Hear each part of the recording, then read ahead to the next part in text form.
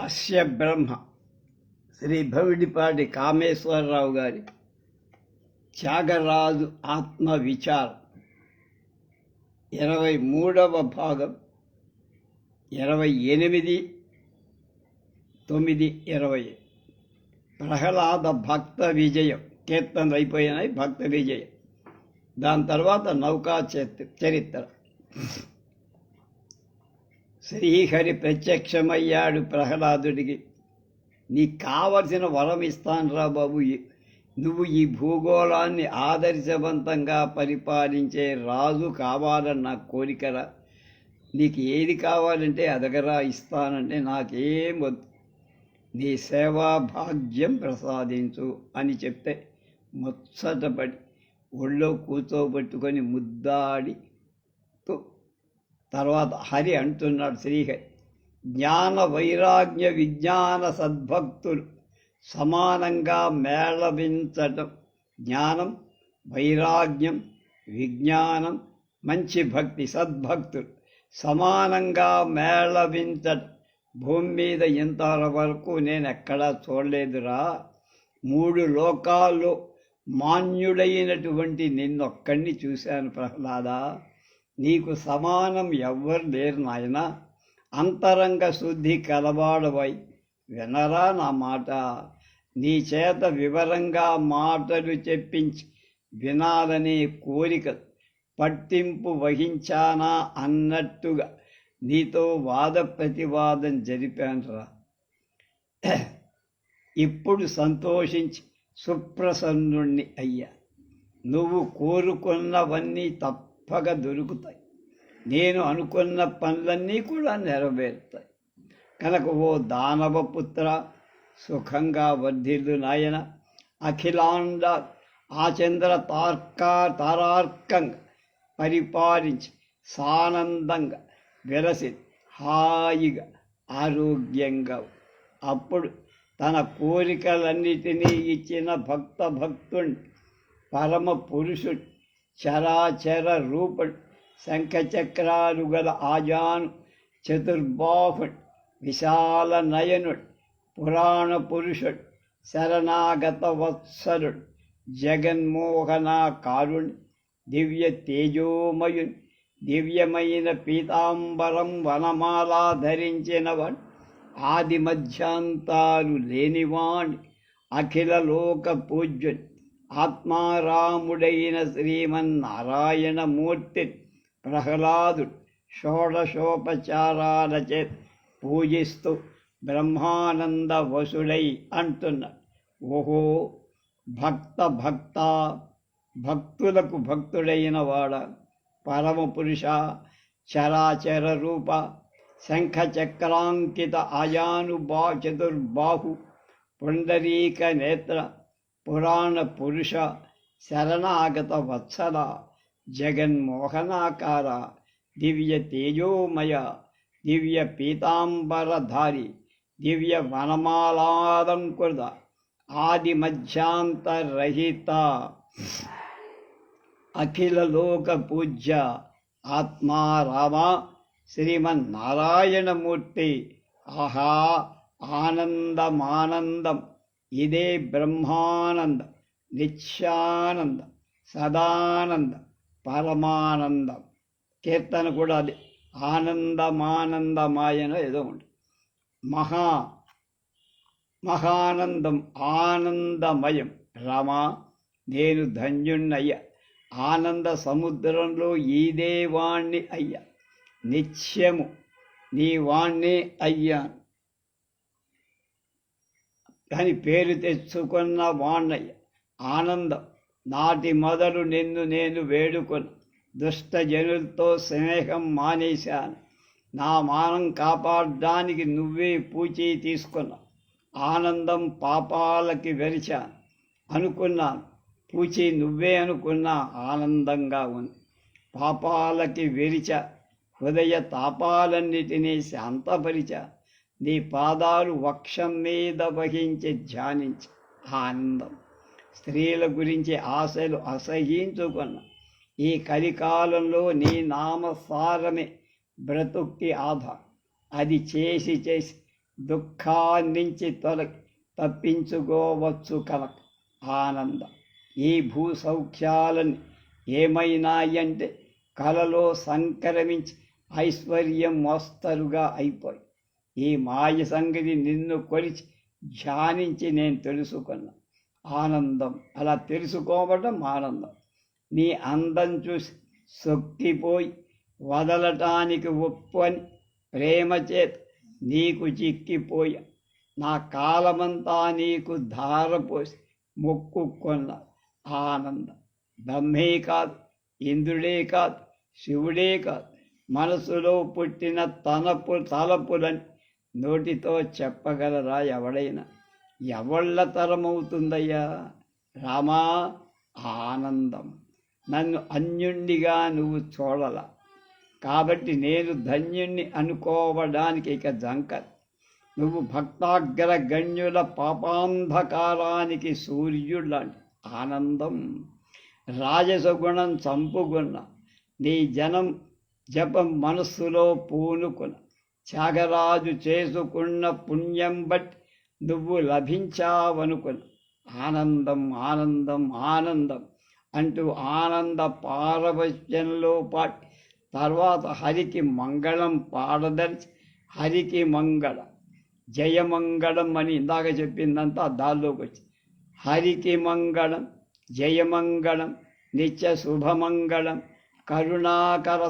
కరుణారస సముద్రుడికి శివనూతునికి ఉదయ భానుడి వంటి పదకాంతి గలవాడి సాటిలేని శరీరం కలవాడి అన్ని ఆగమాలలో చరించేవాడి దేవతలు పొగిడే చరిత్ర కలవాడి సుందరుడికి కుందలాల వంటి పలువరుస గలవాడి అగస్త్యుడు కీర్తించేవాడి మందర పర్వతం ధరించిన వాడి మాధవుడికి మదన జనకుడి కోరిన ఫలాలిచ్చేవాడి రాక్షస భయంకరుడి సర్వలోక హితుడికి సాకేతవాసి నిర్వికారుడికి కీర్తిత గుణికి సార్వభౌమునికి త్యాగరాజ పోషకుడికి నిర్వాణ ఫలదాతకి నిర్మలుడికి మంగళం జయమంగ.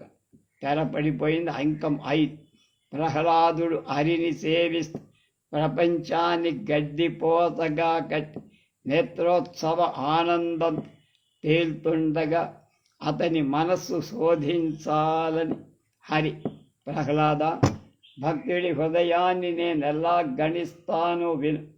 పాల సముద్రం మీద పవళించడం కంటే ఆ వైకుంఠంలో ఉండే ఆది లక్ష్మి కంటే సూర్యచంద్రులో నిత్యం నివసించడం కంటే రాజయోగుల అంతరాంగాల రామణీయత కంటే భక్తుడి హృదయం నాకు బాగా ఉంటుంది. సద్భక్తుడవైన నీ చిత్తలు ఎల్లవేళల వసిస్తాను. లక్ష్మీకాంత ఎదుట శపథం చేసి వైకుంఠంలో వచ్చానురా. వచ్చి చాలాసేపై మళ్ళీ వస్తా. బాధపడకు, నన్ను చూడలేకపోవటం. ప్రహ్లాద్ శ్రీహరి తనను విడిచి వెళ్ళిపోవటానికి చెప్పిన మాటల వల్ల ఆశ్చర్యం భయం శోకం కలగ తనలు ఆనంద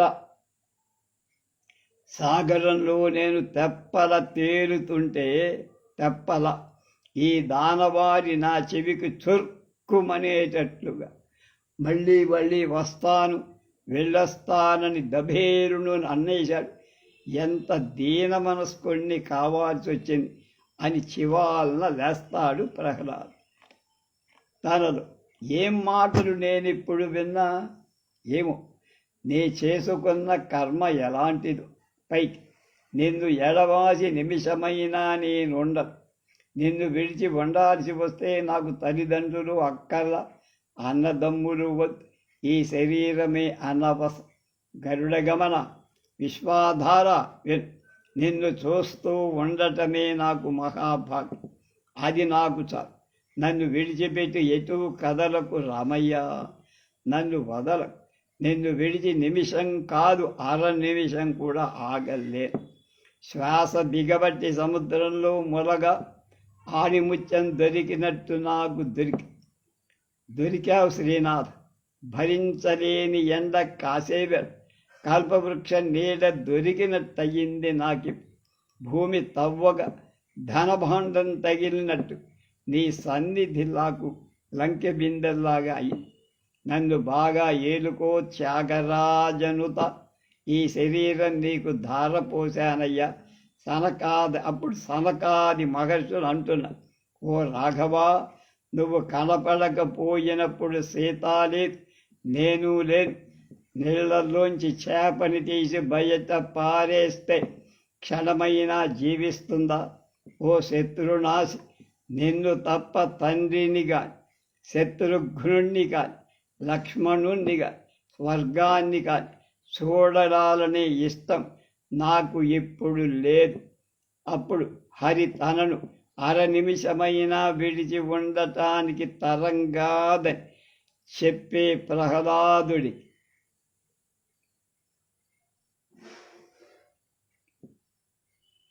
తత్వబోధ చెయ్యదలిచి, ప్రహ్లాద, నా మనస్సులోని రహస్యాలు వినిపిస్తా, జాగ్రత్తగా వినరా బాబు.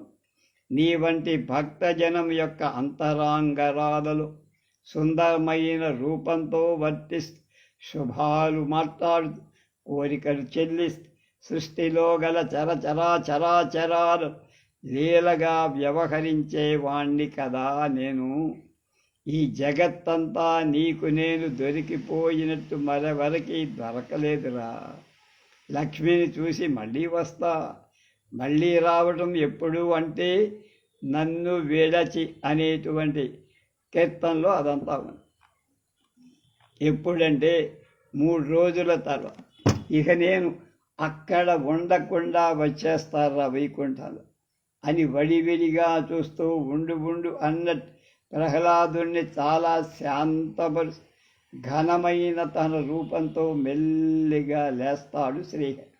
ప్రహ్లాదుడు ఉపాయంగా మాటలు చెప్పి అవతలికి వేచే శ్రీహరి హృదయం ప్రహ్లాదుడు కనిపెట్టి అత్యంత వ్యసనాక్రాంతుడై గబగబా వెళ్ళిపోవడానికి కాలాడ అడుగడుక్కి వెనక్కి తిరిగి చూస్తూ దూరంగా వెళ్ళిపోయే చంద్రవదను అతడు తత్తరపడిపోయి చూస్తూ తొందరగా శ్రీహరి రాఘవ, అక్కడే నిలిచిపోకుండా పెందరాళే వస్తావని నా మీద ఒట్టేసుకొని చెప్పవయ్యలయ్య. మందరధర, నీ ఆప్తులు 1,000,000 మంది, వాళ్లతో చేరి నన్ను మరిచిపోతే నాకేం దరి. రాఘవ, వచ్చి నువ్వు నన్ను చూసి తీరా, లేకపోతే నా కన్నీరు కాల్వలు కట్టినట్టే. సూర్యవంశ రాజా రాఘవ, తామసం వహించి నువ్వు రావడం అంతావా? నా ఇల్లు వాకిలైపోయిందన్న మాట. సాటిలేని దాత, శయ్య మీద నువ్వు లేకపోతే క్షణం యుగమయ్యిందన్నమాట. పరమాత్మ, నువ్వు ఏదో దగా చేసి కనపడకుండా ఉంటావా? నలుగురికి నవ్వులాటగా ఉంటు. రాఘవ, నా భక్తి నా కాలం యావత్ రాక్షసుల పాలు కావలసిందేనా? త్యాగరాజు అర్చించే పాద యుగళం కలవాడ. వరద, ఈ రాగరరాజు ఎద మళ్ళీ వస్తానని వచ్చేట్టు సముద్రుడు హరి అత్యంత హితంగా, అలాగే వస్తావమ్మా అబ్బాయి, దుఃఖిస్తూ కూర్చోకురా, వెళ్ళిరా. నా భావం నీ మీదే ఉంటుందిరా. నా శరీరం ఓసారి ఇక్కడ ఓసారి అక్కడ ఉంటేం కనుక అని ఊగిసలాడుతూ సరసర శ్రీహరి వెళ్ళిపో. అందుండకని అక్కడ ఉండకుండా అన్నట్టు అనే కీర్తనలో అదంతా. వెళ్ళిపోతున్న శ్రీనాథుణ్ణి చూసి అత్యంత దుఃఖంతో మునిగిపోయి కన్నీరోడిస్తూ ఒళ్ళు మరిచిపోయి వెళ్ళిన తర్వాత దిక్కులు చూస్తూ మాధవా మాధవా అని అరుస్తూ పరితాపంచి మనస్సులో అతన్ని తలుచుకొని కరిగి నీరైపో.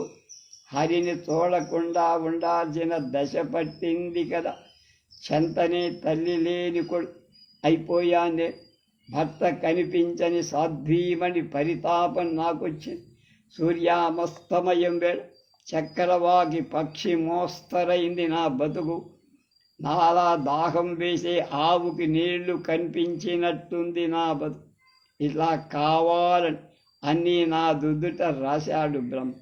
కాలం ఎలా గడపను, ఏం చేస్తా, హరి చేరుకోవడమంటే మాటలు చెప్పినట్టేనా మరి. ఆ శ్రీనాథుణ్ణి నేనిప్పుడు చూడటం ఎదుడు ఎలాగూ కదా, ఏమని ఆశ పెట్టుకొని కాలం గడపను. శ్రీరామా రామ, ఎంతని భరించుకోనరా, నా ముద్దు దేవుడు నన్ను విడిచి వెళ్ళిపోయాడే. అయ్యయ్యో, రక్షించినట్టే రక్షించి నన్ను లాలించి చాలా మాటలు కౌగలించుకొని ఉబ్బేసి తీరా మోసి నన్ను పరదేశిగా కట్టడానికి సంకల్పించాడే. ఎన్నెన్ని ముచ్చట్లాడాడు, వాటితో నా అంతరంగం కెరటాలేసిపోయింది, పొంగింది. ఇందాక నా సాటి వాళ్ళు నా అంత గొప్పవాడు లేడనుకుంటున్నా. త్యాగరాజుని రక్షించే హరి నన్ను విడవకుండా ఉంటూ నా బాధలన్నీ తీర్చి నా చెయ్యి పట్టుకోవడం అనుభవిస్తూ శాశ్వతమేమో అనుకున్నాను. ఎలా పొద్దు గోకడం, ఎలా తెల్లారడం. అయ్యయ్యో అవురా, ఐశ్వర్యంతో తొలతూగిన తరువాత వెంటనే గర్భదారిద్ర్యం అనుభవించటం కంటే దుఃఖం భూమి మీద ఎక్కడా ఉండ. పరమ సాధ్వైన భార్య యొక్క భర్త పరనారీ ప్రియుడవటం కంటే శోభ ఉంటుందా? జ్ఞాతతిత్తుడైన గురు మూఢ శిష్యుడు పోగవటం కంటే నరకం చూస్తామా? శ్రీహరి యొక్క సౌందర్యం చూసిన ఏమని వేగింతునే అనే కీర్తనలో ఇదం చూపిన శ్రీహరి సౌందర్యం చూసిన కళ్ళతో అన్య రూపాలను చూడగలగటం కంటే పాతకం మరి నిజం. పై వాటన్నిటికంటే బాధగా ఉంది హరిని నేను పోగొట్టుకున్నటువంటి రోజు. ఎలా వేగను, ఏమిటి చెయ్యను, నన్ను విడిచి ఉండటం హరికి ఏం న్యాయం? ఆ ఆది దేవుడితో అన్యాయం గురించి చెప్పేవాళ్లే లేకపోయారేమిటి? ఈ సంతానం మేర మీరుతో ఎంత పాతినైపోయాను. ఈ సంతాపం అయ్యో ఏమిటి కర్త, ఎలా తాడుకొని రామ, ఎంతటి దుఃఖాన్నైనా సరే చేత్తో తీసేసినట్టు హరింపచేసే హరిని చూశాక ఎంతటి వాళ్ళైనా సరే అతన్ని ఎడబాసి ఉండటం భరించగలరా? నన్ను బాగా మచ్చిగా చేసి నాతో ఎక్కడ లేని ముచ్చట్లు ఆడిన తర్వాత నన్ను మోసపుచ్చాలని ఆయన మనసొచ్చింది కదా. కడగడ ఏమి నా దురవస్థ, ఆశ మీరిపోయిన నేనిల్ల ఆయాస పడాలని బ్రహ్మ రాసి ఉంటాడా? రాసి ఉండకపోతే మరీ నా ముద్దుల వేషధారిని చూడలేనే. సేవ చెయ్యటమే నా జన్మ కర్మ అనుకున్నా కదా. దైవమా, నా భాగ్యం ఇలా బండలైపోయింది. రాజిల్లే త్యాగరాజు పొంగిపోతూ పూజిస్తూ ఉండే శ్రీ రఘురాజు ఇక్కడ లేకపోవటం వల్ల నా పాపం ఎంత బద్దలైంది. శ్రీహరి కనపడకపోవడం వల్ల పుట్టిన భేదం నన్ను వదలట. ఆ అఖండ సచ్చిదానంద స్వరూప్ శ్రీమన్నారాయణమూర్తి ఎల్లప్పుడూ నివాసం చేసే స్థలాల గురించి ఆలోచిస్తా. నేను వైకుంఠంలో ఉండదు, యోగి హృదయంలో ఉండదు, సూర్యుడిలో ఉండదు. భక్తుల ఎక్కడ గానం చేస్తూ ఉంటారో అక్కడ ఉంటాను కదా నారద అని ఆయనే చెప్పాడుగా. చేతులారా పూజించి కళ్ళారా సేవించి మహాధీరులు ఆ వరదుడు వెంచేసి ఉంట అతన్ని సమగ్రంగా శృంగారి అతడి చేత వెన్నతి ఎంత పాపినైతి అనే కీర్తన ఇందాక చెప్పింది. పిలిపించి పాలు తాగించే నిర్మలాత్మల్లో శ్రీహరి నిలిచి ఉంట కమ్మని తాంబూలమిచ్చి కౌగలించుకొనే భక్తుల అంకల్లో పరమాత్మ పవళించి ఉంట గుణ రూపాలలో కూడిన అవతారాల సార్థకత్వం ఫలానా అని తెలుసుకున్న పెద్దల దగ్గర దేవుడు వెలుస్తా. ఇలాంటి మాటలతో ప్రహ్లాదు మర్మాలన్నీ తెలుసుకొని కళ్ళ వెంట బాష్పాలు రాలుతుండ కుమిలిపోతూ హరి తన్ను ఎడబాయటం గురించి తాళలేక దుఃఖంతో హరిని వెతకడానికి బయలుదేరాడు. మరి పరమ భాగోత్తములైన వాళ్ళ శ్రీహరి నిత్య నివాసంగా ఉండటం సత్యం. కాబట్టి శ్రీహరి గుణాధికం వెంటనే కీర్తిస్తే, ఓ జగన్నాథ ఏమయోయ్ అని నేను పిలిస్తే ఓయ్ అని ఎందుకు అని సమాధానం చెబుతూ నా దగ్గరికి రాకూడదటయ్యా. రాజీవనయనుడు, రాకేందువదనుడు, సీతా హృదయవాసి, ఇది వేళ కాదంటావా? నేను మరి తట్టుకోలేనయ్యా. పోత మనసులో నువ్వే కాని మరో రెండో గతి లేదు. నాకు హితవుగా నువ్వొచ్చి కనిపించవే. పరాక లాలించే రాజు, కొడి సూర్య ప్రభాశాలి, లీలావతారుడు, త్యాగరాజు పాలకుడవు నువ్వే. ఎన్ని మొరలు పెట్టినా అసమానుడైన శ్రీహరి తనకి కనబడలేదని అతి దీనుడై దుఃఖ సముద్రంలో మునిగిపోయి దిగులు పడుతూ సంతత ధారగా కన్నీళ్లు ఓడగా అక్కడ ఉండే భక్త జనుల్ని అడిగి తెలుసుకోవాలని వాళ్లతో, ఓ మహాభక్తులారా, మీరు ఎంతో స్నేహం చేసుకొని ఆ జలజాక్షుణ్ణి చూసి ఉంటారు.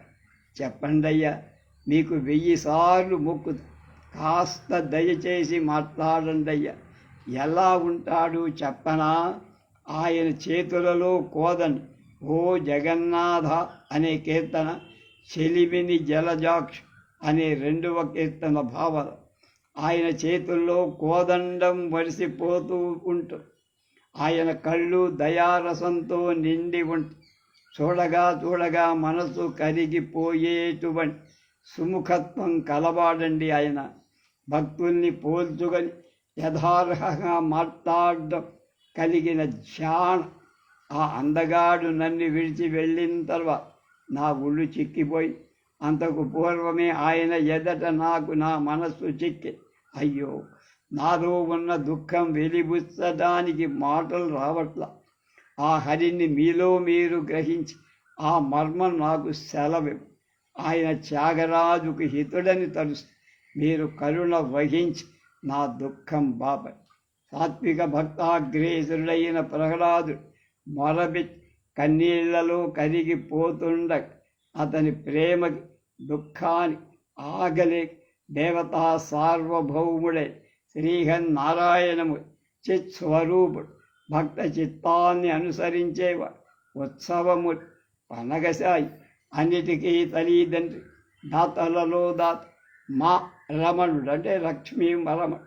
కోటి బ్రహ్మలకి కోటి శివులకు ఆదిదేవుడు.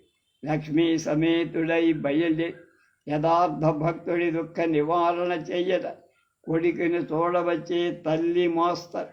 కోటి మెరుపుల కాంతి గల శరీరం కరుణత ప్రహ్లాదుని కలుసుకోవటానికి బయలుదేరి. ప్రహ్లాదుడు దూరంగా చూడటం అభినయం. అదుగో అదుగో భాగ్యం మెరుపుని బంగారాన్ని మన్మధుణ్ణి ధిక్కరించగలిగిన కాంతి గల శరీరం దయతో వేగంగా వస్తున్నాడు. అతడే ఆ సత్తామత్, ఆ నిత్య శుద్ధ బుద్ధి, ఆ నిర్వికారు, ఆ ఆది మధ్యాంతరహిత్, ఆ సచ్చిదానంద్, ఆ సీతా సమేత్, ఆ శ్రీరామచంద్ర స్వరూప్ శ్రీమన్నారాయణ దేవుడు వేంచేస్తున్నాడు. అతడే నిశ్చయం నిశ్చయం నిశ్చయం సత్యలి అంటానే.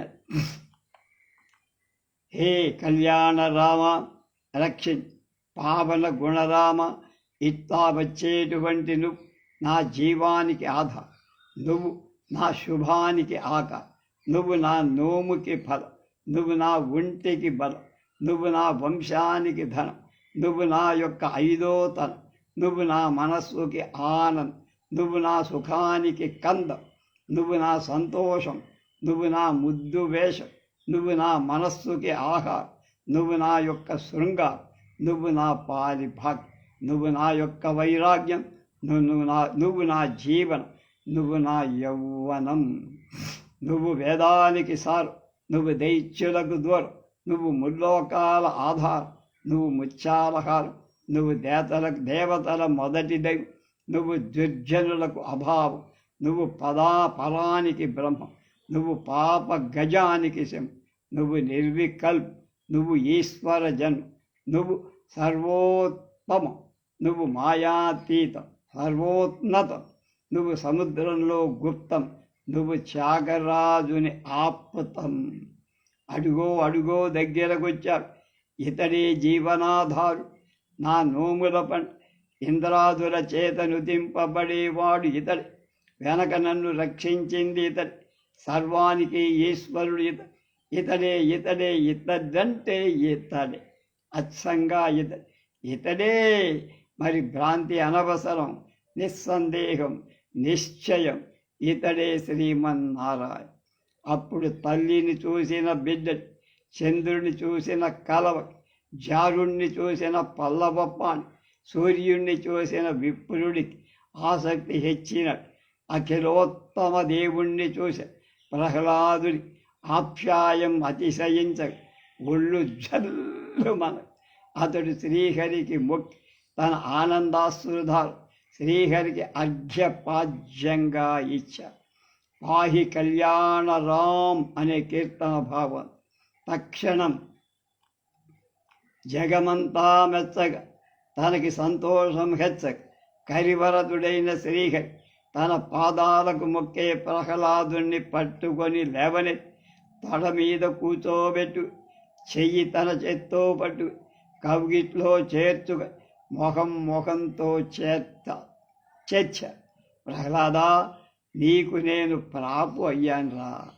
తర్వాత ఇద్దరూ ఒకరినొకరు చూసుక, వాళ్ళ చూపులు ఏకమై అతడు ఇతడు అనే వివక్షత లేక రెండు ఆకారాలు కలిసి నిత్యంగా ఒకటి కనిపించి ఇద్దరూ సంతోషించి ప్రహ్లాదుడు అత్యంత ఆనందాన్ని పొంది, రఘువంశ వీర, నువ్వు సుకుమారుడవే కానీ ఎల్లానూ శ్రమపడి మా ఇంటి దాకా కూడా రావయ్యా, నీకు మొక్కుతున్నా రా, దశరథి రా, వచ్చి నన్నేరుకు, నేను తాళలేనయ్యా. పద్మనేత్ర, నే కోరుకున్న కోరికలన్నీ కొనసాగకుండాని నీ దారి నువ్వు పట్టడం గమనించి లోగడ క్షోభపడ్డ సాధుజన రక్షకుడవు కనుక ఈవేళైనా నీ వరాలు నారిలాగా పంచిపెడుతూ నాతో రాస్వామి. ఒక్కసారి రాత్రి గడిపి శుభ్రనిద్ర చేసి పొద్దున్నే లేచి నాకు బుద్ధులు చెప్పి కాపాడు రా. ముద్దులు మూట కట్టే నీ ముఖం చూస్తూ నీ దగ్గరే నుంచొని ఆగకుండా నిన్ను పూజించుకో. నాకు దిక్కు నువ్వే అని నీకు తెలుసు కదా. తెలిసి ఉండి కూడా నన్ను దయతో రక్షించడానికి వెంటనే రావాయిరి. నీ చేతులతో చెక్కి ఉన్న సంగతి ఇంకా మరుపేనా ఏమిటి? రా రాజా రా, నువ్వు త్యాగరాజు భాగ్యాన్ని. ప్రహ్లాద స్వామిని శ్రీహరిని కలిసి అత్యంత కుతూహలంగా ఉన్నారనే వార్త తెలిసి ఇట్లాంటి వేడుక చూడ్డానికి సత్యలోక రార మా ఇంటి దాకా ఆ కీర్తన. సత్యలోకాల్నించి బయలుదేరి బ్రహ్మదేవుడు హంసవాహరు పరమహంస పూజిత ఆనందంతో కంసారిని దర్శించడానికి సంసారంతో సహా వేగంగా వస్తుంది. ఆ కమల భవుడు రావడం చూడ వేటుకగా ఉంటుంది. నిర్మల మనస్కుడై అతడు విష్ణుణ్ణి తలుస్తూ ఉంటాడు. దండ కమలాలు ధరి స్తోత్రాలు చేస్తాడు. నిరంతరంగా హరినామామృతం ఆస్వాదిస్తూ ఉంటాడు. ఆ ధీరుడు సముద్ర తీరాన వస్తాడు.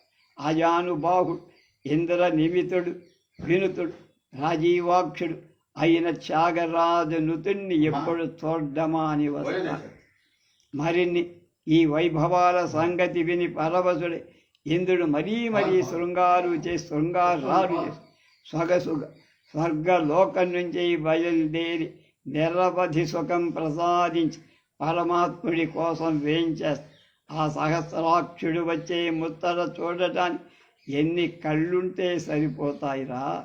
అతడు అచ్చ బంగారపు వస్త్రం కట్టి సొమ్ములు ధరించుంటు శ్రీహరి సేవ తన కళ్ళతోటిని అంతరంగంతోని చూడడం లభిస్తుందా అనుకు మహత్తరమైన హరినామం గానం చేసి స్నేహంతో హరిసేవ చెయ్యట్ ఎవ్వరికైనా దొరుకుతుందా అనుకు నేను నోచిన నోము ఫలించి సిద్ధించిందని హరిగానం చేసుకుంటూ హృదయపూర్వకంగా వేడుకుంటూ సేవించడం పడుతుందా అనుకోండి. చంద్రబదులు సీతాకాంతతో ఉండగా పూజలు చేస్తుండే త్యాగరాజు నృతింపబడే దర్శించడం జరుగుతుందా అని అనుకుంటాడు. బ్రహ్మ ఇంద్రుడు తక్కిన సకల దేవత బ్రహ్మానంద సారపరవశ్యంలో చూస్తుండ ప్రహ్లాదుడు వాళ్ళని శ్రీమన్నారాయణము షోడశోపచారాలతో పూజించి విధాలైనటువంటి పువ్వులు చల్లు కమల భవుడు వెడలి దొరకునా అని ఈ 2 కీర్తనల భావం. తర్వాత విషయాలు రేపు.